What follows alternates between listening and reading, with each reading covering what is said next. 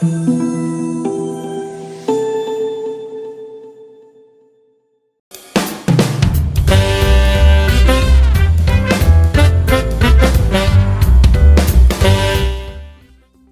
I'm Marcus Spiritu. I'm with Pacific Specialty Vehicles. I'm here to represent Xantrex. I'm located in Garden Grove, California. We repair RVs and mobile command vehicles. We actually refurbished a 1970 jet trailer from the inside and out. Basically, a customer wanted everything to be integrated with inverted power and also have the ability to plug in for shore power too, with no generator.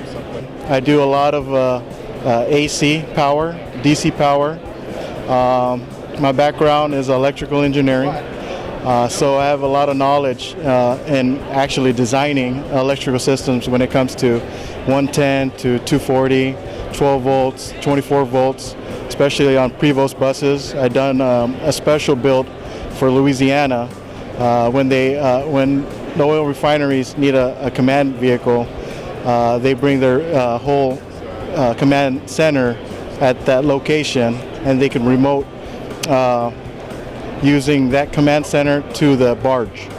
So they can control anything there, especially also around the world too. Here's one reliability I know is we did one on a diabetes vehicle, a health unit.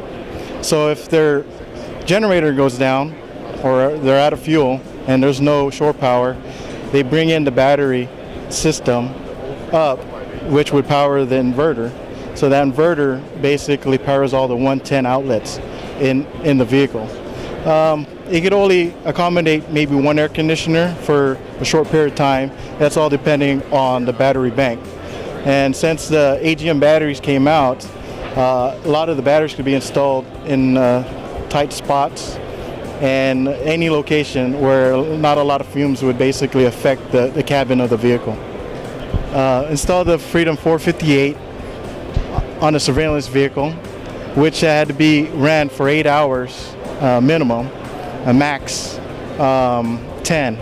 So they have at least that 2 hours of power to accommodate all their electronics in that surveillance vehicle. And the reliability on that is that you could actually adjust all the parameters of what your battery supply is, if it's a wet cell or if it's a dry cell type. And that's pretty much a lot of reliability on it. And also the charging. I mean, it's really quick to charge the batteries, especially when you say it's a 600 amp hour battery system to like a 1,000 amp hour battery system. That system would basically let you program that into the system, not overcharge the batteries, not damage it or anything. So that's a positive thing about the Freedom.